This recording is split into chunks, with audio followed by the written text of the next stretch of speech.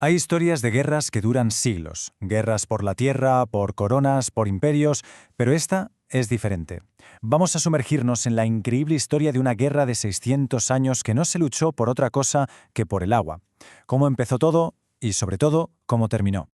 Y para que nos hagamos una idea de la intensidad de este conflicto, basta con leer estas palabras de la época. Esto no fue una simple disputa de vecinos, no. Se habla de pleitos carísimos, de trastornos, de malas pasiones. Vamos, que la cosa se puso muy, pero que muy fea desde el principio. Bien, pues para entender el porqué de esta guerra, primero tenemos que viajar al lugar donde nació, a la tierra que fue el escenario de todo. Estamos en Orihuela, en el siglo XIII. Un paisaje árido, achicharrado por el sol. Aquí, tras la Reconquista, la tierra sin agua, pues no valía absolutamente nada. Así que controlar el agua no era una cuestión de riqueza, era una cuestión de supervivencia o ruina, literalmente.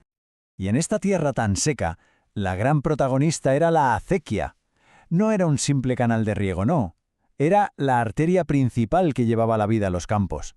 Y claro, quien controlaba la arteria, controlaba la vida. Durante siglos, este río hecho por el hombre se iba a convertir en el centro de todo, del poder, de la codicia y de la desesperación. Lógicamente, con algo tan valioso en juego, si no se ponían unas reglas, aquello iba a ser el caos absoluto. Así que la comunidad se organizó y creó un sistema para gestionar el agua. Un sistema con normas muy claras y, sobre todo, con alguien que las hiciera cumplir a rajatabla. Y aquí las tenemos, las ordenanzas de 1275. Fijaos qué sencillas y qué directas. Lo primero, el agua se reparte como en tiempo de los moros, que de esto sabían un rato. Segundo, cada uno riega cuando le toca, por turno y por derecho. Nada de listillos. Tercero, prohibido hacer presas de tierra que corten el paso del agua. Y la última, que es mi favorita, que a nadie se le ocurra faltarle al respeto al juez de aguas. Y esa figura era el sobrecequiero, el juez de aguas.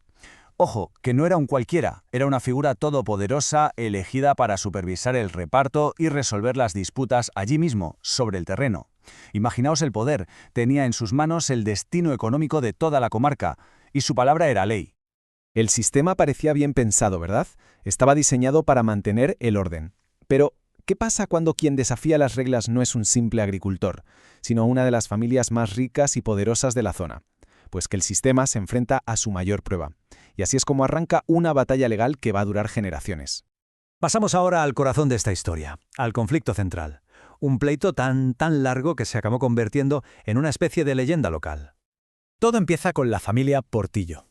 Ellos alegaban que tenían un derecho ancestral, de vete a saber cuándo, para cerrar los canales de agua río arriba cuando les tocaba regar. O sea, querían tener acceso exclusivo dejando a los demás secos. Y en 1657, Juan Portillo lleva esta reclamación a los tribunales, iniciando un pleito que va a atrapar a sus descendientes durante casi 200 años.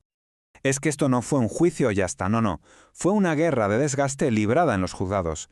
Juan Portillo ganó una primera sentencia en 1657. Más de 100 años después, en 1769, su descendiente Pedro Portillo reaviva la lucha y vuelve a ganar. Y así, entre apelaciones, recursos y resistencias, la cosa se alarga hasta 1829, cuando por fin llega una sentencia definitiva. Una guerra judicial multigeneracional en toda regla. En el fondo, el choque era total. Los Portillo decían, oigan, que tenemos sentencias a nuestro favor y esto es una costumbre antigua. La ley es la ley. Pero los demás regantes respondían, un momento, ese supuesto derecho vuestro va en contra del principio de agua compartida y nos perjudica a todos. La ley se hizo para ser justos, no para que una sola familia tenga el monopolio. Era básicamente el derecho individual contra el derecho de la comunidad a sobrevivir. Y claro, con el conflicto cada vez más encarnizado, la batalla legal se volvió también algo muy personal. Aparece en escena una figura clave, un joven y brillante abogado, el doctor Rebagliato, que se convierte en el gran adversario de la dinastía Portillo, dispuesto a desafiar sus reclamaciones hasta el final. Pero, mientras los hombres se peleaban en los juzgados, con sus papeles y sus leyes, había un poder mucho mayor que estaba a punto de intervenir. Y a ese poder, la verdad, le daban igual los pleitos. Estamos hablando de la naturaleza. Y de su objetivo favorito, la presa. La presa de las Norias era el corazón físico de toda la acequia, la infraestructura clave. Y por desgracia, estaba justo en el camino de las devastadoras riadas que sufría la región de vez en cuando. Y el historial de destrucción es tremendo. En 1572, la presa original es arrasada por completo. Se reconstruye y 100 años después, en 1672, otra riada se la lleva por delante. Ya en el siglo XIX, en la década de 1830, otra inundación masiva vuelve a reventar la presa. Era como si la naturaleza le diera al botón de reinicio una y otra vez, obligando a todos a empezar de cero. Y esto plantea una pregunta interesante. Cuando la naturaleza destruye el tablero de juego, ¿siguen importando las viejas discusiones? Pues resulta que sí, e incluso las empeoraban.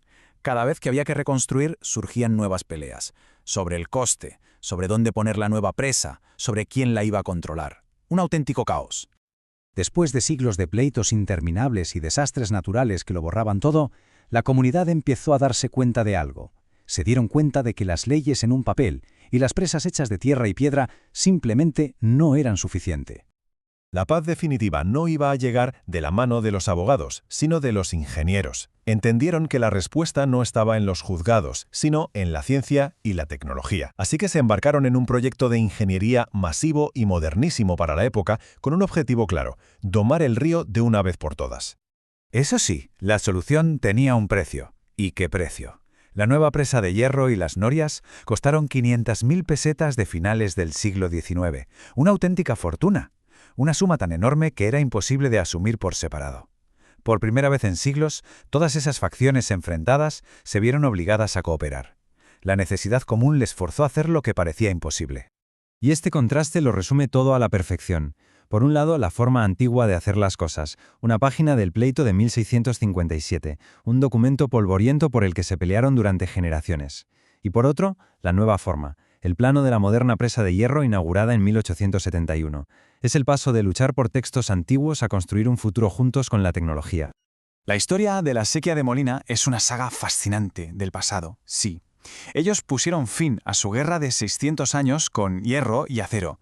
Y esto nos deja con una pregunta final que hoy en día es más relevante que nunca. ¿Cómo vamos a resolver las nuestras?